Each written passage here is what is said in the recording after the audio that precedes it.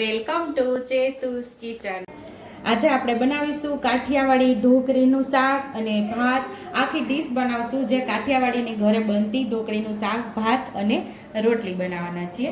તો એના માટે આપણે એક બાઉલ ભરીને ચણાનો લોટ એટલે કે બેસન લીધેલું છે અને અહીંયા આપણે અડધા બાઉલ જેટલા ચોખા લીધા છે। એ જીરાસા ચોખા છે, તમે કોઈ પણ ચોખા અહીંયા લઈ શકો છો, બાસમતી પણ લઈ શકો છો। અહીંયા આપણે છાશ લીધેલી છે। આ ઢોકળીના શાકના વઘારમાં છાશનો ઉપયોગ થતો જ હોય છે અને અહીંયા આપણે શાક વઘારવામાં અને ભાત વઘારવામાં 2 ડુંગળી સુધારી લીધેલી છે અને અહીંયા એક ગાંઠિયો લસણનો ફોલી લીધો છે। ઘી છે, તેલ છે, રેગ્યુલર મસાલિયાની અંદરથી મસાલાનો ઉપયોગ કરી અને ટેસ્ટી એવું ઢોકળીનું શાક અને ભાત બનાવી લઈશું આપણે। ચોખાને એક મોટા બાઉલમાં લઈ લીધા છે, સરસ લઈ લીધા છે અને સરસ એકદમ ક્લીન પાણી આવે ત્યાં સુધી આપણે એને ધોઈ લેવાના છે। આપણે ચોખા એકદમ સરસ ધોઈ લીધા છે અને એક નાના પાવડા જેટલું તેલ ઉમેરશું અને 2 ચમચી જેટલું આપણે દેશી ઘી ઉમેરશું। અહીંયા આપણે વઘાર માટે ઘી અને તેલ ગરમ થવા રાખી દીધું છે અને 2 તજના ટુકડા, 3 લવિંગ અને 5 થી 7 તીખા એટલે કે મરી ઉમેરેલા છે। અડધી ચમચી જેટલું આપણે જીરું ઉમેરશું। જીરું સરસ ફૂટી જાય એટલે થોડી હિંગ ઉમેરશું। અડધી ડુંગળી આપણે ઉમેરી દઈશું વઘાર માટે।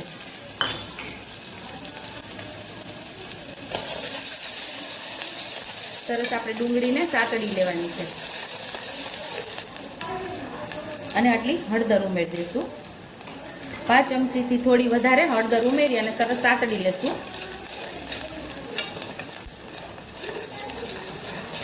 અહીંયા આપણી ડુંગળી એકદમ મસ્ત એવી સતળાઈ ગઈ છે અને અહીં આપણે ચોખા ઉમેરી દઈશું જે ધોયેલા છે।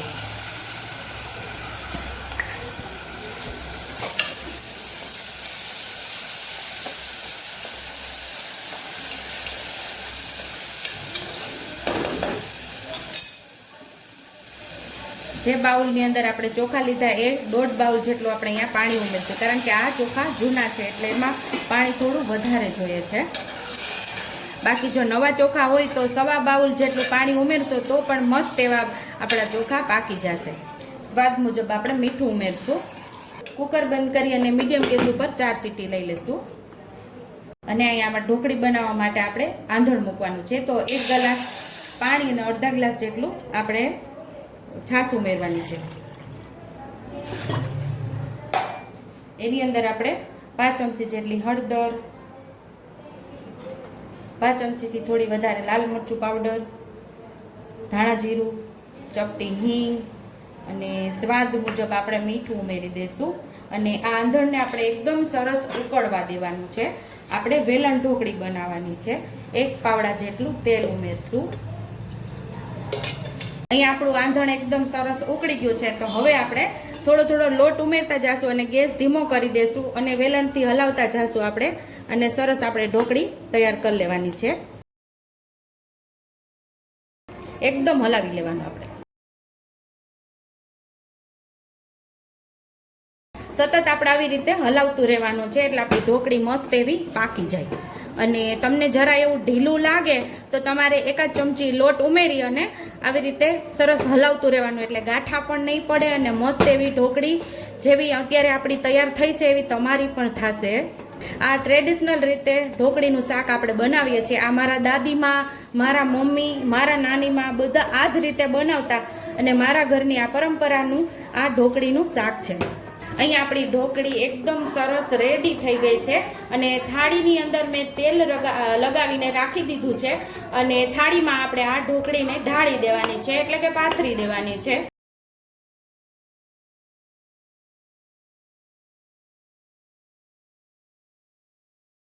ચમચામાં તેલ લગાવી લીધું છે અને હવે આપણે આવી રીતે પોડી કરી નાખવાનું। સરસ આપણે ઠંડુ થવા દેવાનું।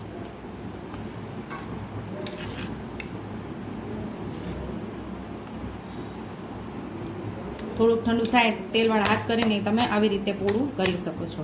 મને ફાવે છે, તમને ન ફાવતું હોય તો એવી રીતે નહીં કરતા, ધગી જવાય, પણ મને ફાવે છે, હું આવી રીતે દર વખતે કરું છું એટલે કરું છું। આપણે ભાતમાં મીડિયમ ગેસ ઉપર 4 સીટી થઈ ગઈ છે અને જાતે હવા રિલીઝ થઈ ગઈ છે। હવે આપણે ખોલીને જોઈ લેશું।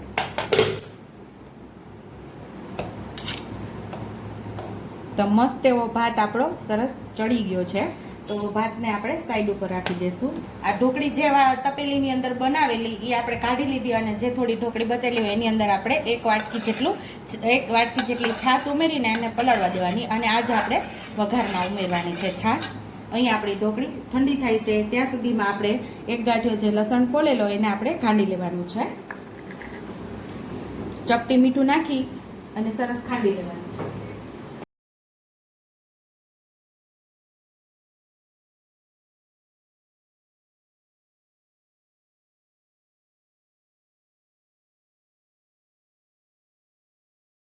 આપણે ઢોકળીમાં કાપા પાડી લઈશું. જે સાઈઝની તમારે નાની મોટી ગમે એ રીતે કટ કરી શકો છો.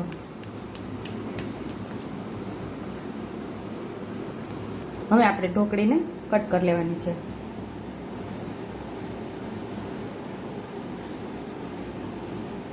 બધી ઢોકળીને આવી રીતે આપણે કટ કરી લેવાની છે. અહીંયા આપણે ઢોકળીને બધીને કટ કરી લીધી છે. હવે આપણે આનો વઘાર કરશું.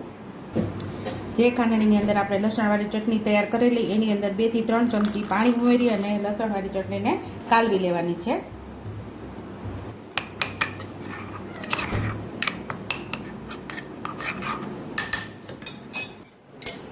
અહીંયા આપણે નાના 1.5 ચમચા જેટલું તેલ ઉમેરશું.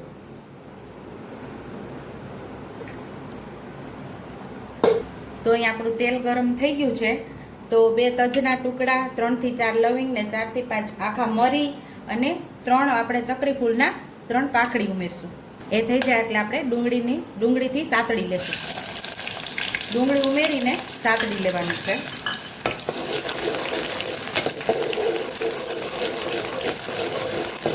આ ઢોકળીનું શાક તમે લસણ ડુંગળી ન ખાતા હોય તો આવી રીતે તેલ મૂકી અને રાઈ, જીરું અને મીઠો લીમડાનો વઘાર કરવાનો અને 1 ચમચી લાલ મરચું પાવડર, 1 ચમચી ધાણા જીરું અને અડધી ચમચી જેટલી હળદર એટલું પાણીની અંદર ઉમેરી અથવા તો છાશમાં ઉમેરી અને મસાલો સાતળી અને છાશનો વઘાર કરીને ઢોકળીનું શાક તમે લસણ ડુંગળી વગર પણ બનાવી શકો છો. અહીંયા આપણી ડુંગળી સતળાઈ ગઈ છે તો જે આપણે લસણવાળી ચટણી કાલવેલી ઉમેરી દઈશું.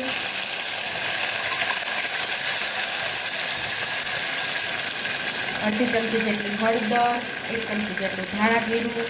આપણે ઢોકળીની અંદર મીઠું ઉમેરેલું છે એટલે માત્ર છાશ ને રસા પૂરતું જ અહીંયા આપણે મીઠું ઉમેરશું. સરસ આપણે સાતળી લેવાનો છે મસાલો. સાતળવામાં જ આપણે થોડા લીલા ધાણા સુધારીને ઉમેરી દઈશું.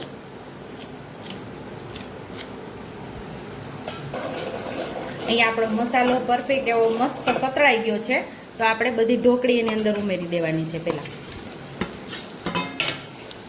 મારા પરિવારની અંદર આ કોરી ઢોકળીનું શાક પણ ભાવે છે અને રસાવાળી ઢોકળીનું પણ શાક ભાવે છે. તો આ સૂકી ઢોકળીનું શાક મારી દીકરી અને મારા મિસ્ટરને ખૂબ જ ભાવે છે એટલે પહેલાં હું થોડી આમાં સૂકી ઢોકળી કાઢી લઈશ, પછી જ રસો કરીશ. અંદર મસ્ત મસાલા સાથે આપણે ઢોકળીને સાતળી લેવાની. તો અહીંયા આપણે સૂકી ઢોકળી એકદમ મસ્ત સતળાઈ ગઈ છે તો આપણે બીજા એક બાઉલની અંદર આપણે ઢોકળીને કાઢી લેશું.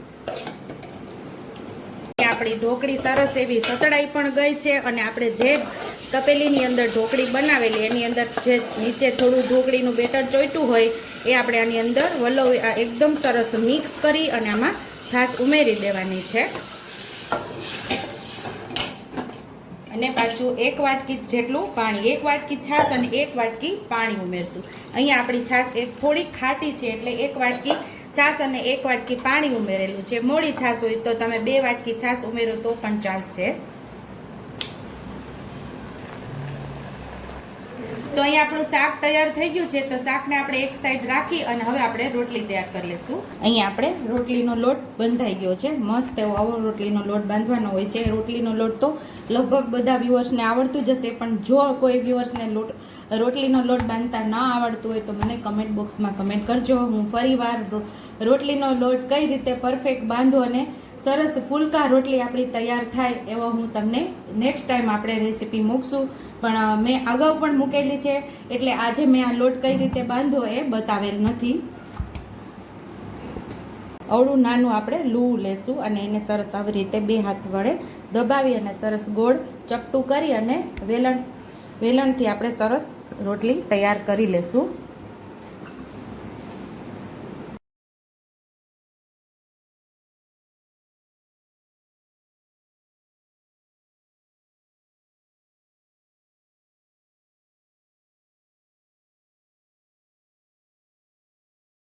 તો રોટલી આપણી વણાઈ ગઈ છે તો તવીમાં આપણે ઉમેરી દઈશું. સેમ એ જ રીતે આપણે બીજું લૂ લઈ અને ચપટું કરીને અટામણવાળું કરીને રોટલીને વણી લેવાની છે. આ રોટલીને આપણે બીજી સાઈડ ફેરવી લેશું. એ જ રીતે એક સાઈડ રોટલી આપણી પાકતી હોય અને બીજી સાઈડ આપણે રોટલીને વણી લેવાની છે. પાછું આપણે અટામણવાળું કરીને પરતાવીને રોટલીને હળવા હાથે આપણે વણી લેવાની છે.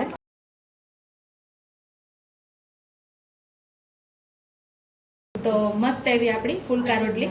તો સેમ આ જ રીતે આપણે ફુલકા રોટલીને તૈયાર કરશું.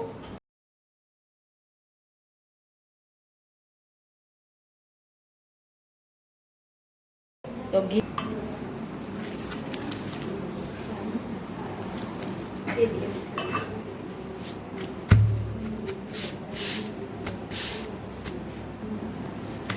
સુપર ટેસ્ટી એવી કાઠિયાવાડી થાળી આપણી તૈયાર છે. સૂકી ઢોકળીનું શાક, રસાવાળી ઢોકળીનું શાક, વઘારેલો ભાત અને ડુંગળી અને ટમેટાની કચુંબર અને મસ્ત એવી મસાલા છાશ અને ફુલકા રોટલી સાથે ખાવાની ખૂબ મજા આવી જાય તેવી થાળી રેડી છે. જો તમને મારી રેસીપી પસંદ આવી હોય તો મારી રેસીપીને લાઈક કરજો, શેર કરજો, હાઈપ કરજો, સબસ્ક્રાઈબ કરજો, બેલ આઇકોનને દબાવતા ભૂલતા નહીં અને કમેન્ટ બોક્સમાં કમેન્ટ કરજો કે મારી રેસીપી કેવી લાગી. તો આવજો.